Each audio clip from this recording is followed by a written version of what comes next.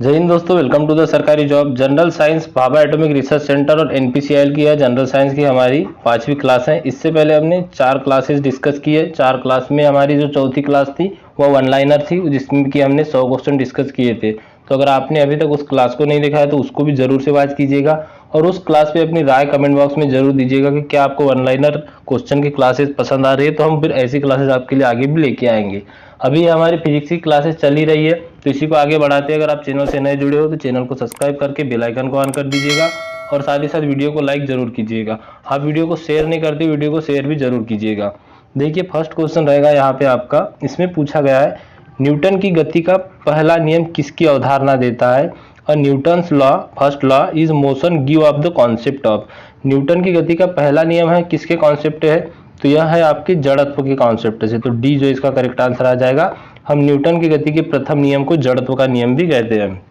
अगला क्वेश्चन क्या रहेगा आपका।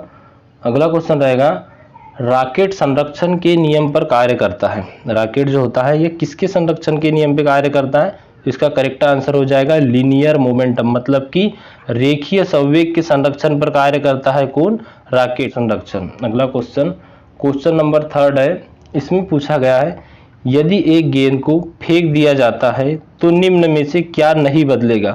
देखिए जब भी किसी गेंद को फेंका जाएगा तो वो एक स्थान से दूसरे स्थान पे जाएगी, यहाँ पर उसकी दूरी भी चेंज होगी, यहाँ पे उसकी जो पोटेंशियल एनर्जी रहती है स्थितिज ऊर्जा वह भी चेंज होगी, उसकी स्पीड भी चेंज होगी, लेकिन उसका जो त्वरण है यह चेंज नहीं होगा, एक्सीलरेशन जो इसका करेक्ट आंसर हो जाएगा त्वरण। अगला क्वेश्चन है आपका क्वेश्चन नंबर 4। इसमें पूछा गया है कि जड़त्व के नियम को के रूप में भी जाना जाता है। तो देखिए अभी हमने डिस्कस किया था कि जड़त्व के नियम को ही क्या कहते हैं, न्यूटन के गति का पहला नियम कहते हैं। तो यहाँ पर ए जो है आपका करेक्ट आंसर हो जाएगा, न्यूटन की गति का पहला नियम ही जड़त्व का नियम है। अगला क्वेश्चन है क्वेश्चन नंबर 5। इसमें पूछा है कि किस वैज्ञानिक ने गति के नियम दिए थे। तो गति के जो नियम है यह किस वैज्ञानिक ने दिए थे, न्यूटन ने ही दिए थे। तो बी जो इसका करेक्ट आंसर हो जाएगा। गति के नियम किसने दिए थे, न्यूटन ने दिए थे। इजी क्वेश्चन है, अधिकतर लोगों को यह पता होगा। अगला क्वेश्चन है क्वेश्चन नंबर 6। इसमें पूछा गया है कि किसी वस्तु की गति की स्थिति को बदलने के लिए कौन सा संपर्क बल जिम्मेदार होता है। तो देखिए किसी भी वस्तु की गति की अगर स्थिति बदलना है तो उसके लिए फ्रिक्शन फोर्स जो होता है आपका, घर्षण बल होता है, यही जिम्मेदार होता है। तो बी है जो आपका करेक्ट आंसर हो जाएगा। नेक्स्ट क्वेश्चन, अगला क्वेश्चन है क्वेश्चन नंबर 7। इसमें पूछा गया है कि गैलीलियो के पिंड के गिरने के दूसरा नियम क्या है।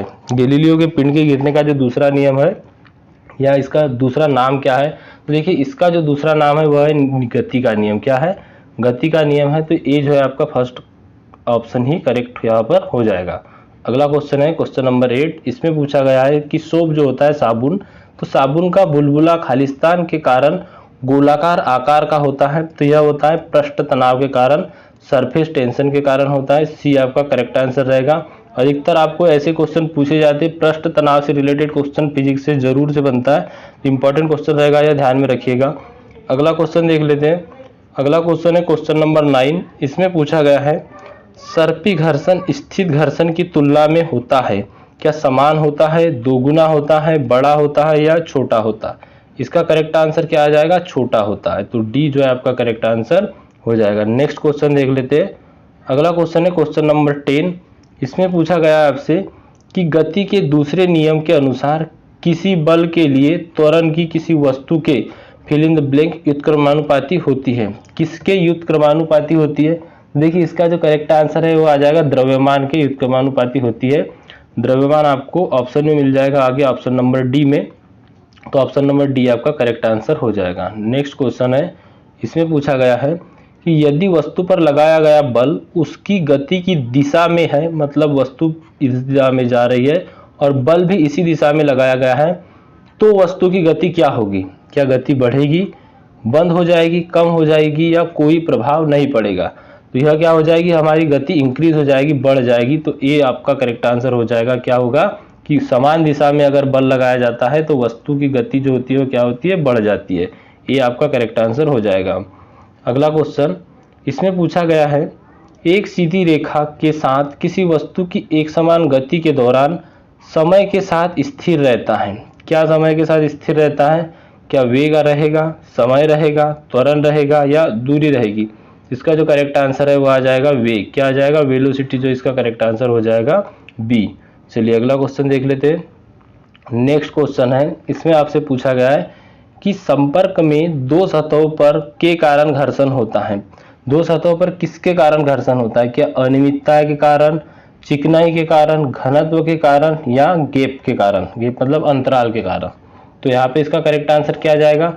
इनरेगुलरिटी जो होती है, अनियमितताएं, इसी के कारण है कि संपर्क में दो सतहों पर घर्षण होता है। तो ये जो है आपका करेक्ट आंसर हो जाएगा। नेक्स्ट क्वेश्चन देख लेते हैं। इसमें पूछा गया है कि पृथ्वी की सतह से भू स्थित उपग्रह की ऊंचाई कितनी होती है? तो यह होती है आपकी 36,000 किलोमीटर। कितनी होती है? 36,000 किलोमीटर होती है। ध्यान में रखिएगा, यह क्वेश्चन भी आपसे पूछा गया था किसी न किसी डिपार्टमेंट ऑफ एटॉमिक एनर्जी के ही एग्जाम में। इंपॉर्टेंट रहेगा यह क्वेश्चन आपके लिए। पृथ्वी की सतह से भू स्थित उपग्रह की बात की है यहाँ पे, इसकी ऊंचाई होती है 36,000 किलोमीटर। चलिए अगला क्वेश्चन देख लेते हैं। नेक्स्ट है, पृथ्वी पर वायुमंडलीय वायु की उपस्थिति के कारण होती है। मतलब कि पृथ्वी पर जो वायुमंडल में वायु है, हवा है, इसकी उपस्थिति किसके कारण होती है? गुरुत्वाकर्षण के कारण, हवा के कारण, बादल के कारण या पृथ्वी के घूमने के कारण? तो इसका जो करेक्ट आंसर है वह आ जाएगा गुरुत्वाकर्षण के कारण। किसके कारण होती है? गुरुत्वाकर्षण के कारण होती है। ये आपका करेक्ट आंसर रहेगा। नेक्स्ट क्वेश्चन है क्वेश्चन नंबर 16। इसमें पूछा गया है अंतरिक्ष में प्रक्षेपित किए जाने वाले रॉकेट का न्यूनतम पलायन वेग क्या है? तो देखिए, अंतरिक्ष में जब रॉकेट को प्रक्षेपण किया जाता है तो इसका न्यूनतम पलायन वेग क्या होता है? वह होता है 11 किलोमीटर पर सेकेंड। आपने सुना होगा कि अगर पृथ्वी से किसी वस्तु को 11 किलोमीटर पर सेकेंड के स्पीड से फेंका जाए तो गुरुत्वाकर्षण की सतह को पार कर जाती है, फिर पुनः दोबारा लौटकर नहीं आती। तो यह इसकी जो हाइट होती है कितनी है, स्पीड होती है कितनी है? 11 किलोमीटर पर सेकेंड। चलिए अगला क्वेश्चन देख लेते हैं 20। इसमें पूछा गया है एक अंतरिक्ष यान में एक अंतरिक्ष यात्री द्वारा गिराया गया चम्मच क्या होगा? क्या फर्श पर गिरेगा, स्थिर रहेगा, उपग्रह की गति का पालन करना जारी रखेगा या स्पर्श करते हुए दूर हटेगा? तो क्या बोला इसमें? अंतरिक्ष यान की बात की है। अब ये अंतरिक्ष यान में अगर कोई चम्मच गिराया जाए तो क्या होगा? वह आपका आंसर आ जाएगा उपग्रह की गति का पालन करना जारी रखेगा। Continues to follow up the motion of the satellite. सी जो है आपका करेक्ट आंसर हो जाएगा। नेक्स्ट क्वेश्चन देख लेते हैं।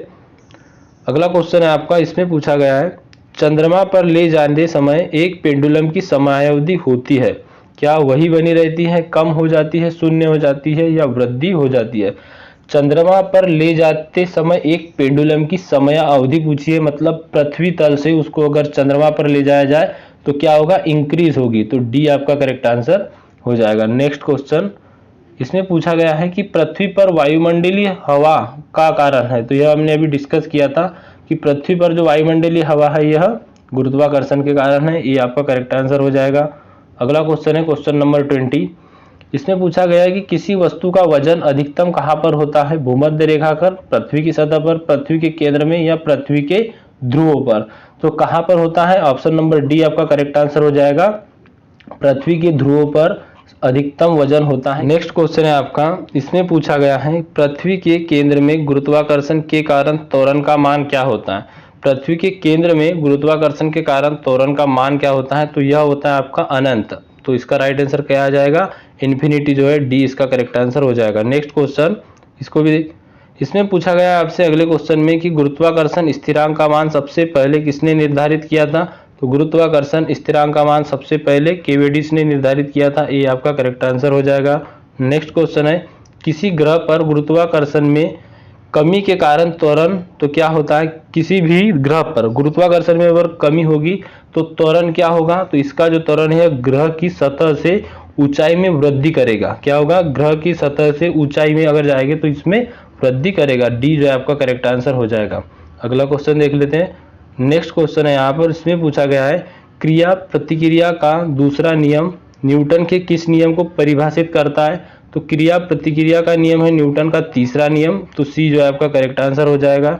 नेक्स्ट क्वेश्चन है, संवेग में परिवर्तन के रूप में जाना जाता है। संवेग में परिवर्तन को क्या कहा जाता है? संवेग में परिवर्तन को कहा जाता है, यहाँ पर आ जाएगा आपका त्वरण। सॉरी, वेग परिवर्तन की दर को कहते हैं त्वरण और संवेग परिवर्तन की दर को कहते हैं आवेग। तो सी जो है आपका करेक्ट आंसर हो जाएगा। अगला क्वेश्चन देख लेते हैं। नेक्स्ट है, गति के परिवर्तन की दर को क्या कहा जाता है?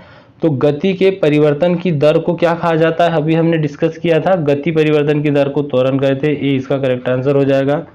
अगला क्वेश्चन, क्वेश्चन नंबर 27, इसमें पूछा गया है भार किन दो कारणों पर निर्भर करता है? वजन जो होता है, भार जो होता है, यह किन दो कारणों पर निर्भर करता है? तो यह निर्भर करता है आपका द्रव्यमान और गुरुत्वाकर्षण त्वरण पर। तो सी जो है आपका करेक्ट आंसर हो जाएगा। अगला क्वेश्चन देख लेते हैं। नेक्स्ट है, इसमें पूछा गया है कि बल की परिभाषा गति के किस नियम से ली गई है? बल की परिभाषा ली गई है गति के दूसरे नियम से। तो बी आपका करेक्ट आंसर हो जाएगा। नेक्स्ट क्वेश्चन, इसमें पूछा गया है कि सार्वभौमिक गुरुत्वाकर्षण स्थित जी का मान क्या होता है? तो जी का मान हमने इससे पहले वाली क्लास में भी डिस्कस किया था, क्या होता है? तो यहाँ पर देखिए, जो यहाँ पर सार्वभौमिक गुरुत्वाकर्षण की स्थिति में बोला है, इसका करेक्ट आंसर आ जाएगा आपका 6.673 इंटू 10⁻11 न्यूटन मीटर स्क्वायर। वैसे अगर गुरुत्वाकर्षण का मान पूछा जाए तो यह क्या आता है? 9.8 मीटर पर सेकेंड स्क्वायर। तो इसमें आपका करेक्ट आंसर बी होगा। चलिए अगला क्वेश्चन देख लेते हैं। नेक्स्ट और ये हमारा आज का लास्ट क्वेश्चन रहेगा। इसमें पूछा गया कि कृत्रिम भू स्थित उपग्रह का आवर्तन काल कितना होता है? तो जो कृत्रिम भू स्थित उपग्रह होते हैं, इनका आवर्तन काल होता है 24 घंटे का। तो जो आपका सी जो है करेक्ट आंसर हो जाएगा। तो दोस्तों आज की वीडियो में बस इतने ही क्वेश्चन। आगे हम नेक्स्ट वीडियो में, आगे की क्लासेस में हम आगे के क्वेश्चनों को लेके आएंगे। वीडियो अगर आपको अच्छा लगा, हेल्पफुल लगा, तो वीडियो को लाइक कीजिएगा और साथ ही साथ चैनल से नए जुड़े हो तो चैनल को सब्सक्राइब करके बेल आइकन को ऑन कर दीजिएगा। आपने अगर अभी तक टेलीग्राम ग्रुप ज्वाइन नहीं किया है तो टेलीग्राम की लिंक आपको वीडियो के डिस्क्रिप्शन बॉक्स में मिल जाएगी, वहां से जाके आप टेलीग्राम ग्रुप भी ज्वाइन कर सकते हो। चलिए मिलते हैं अगली वीडियो में, तब तक के लिए thank you and bye bye.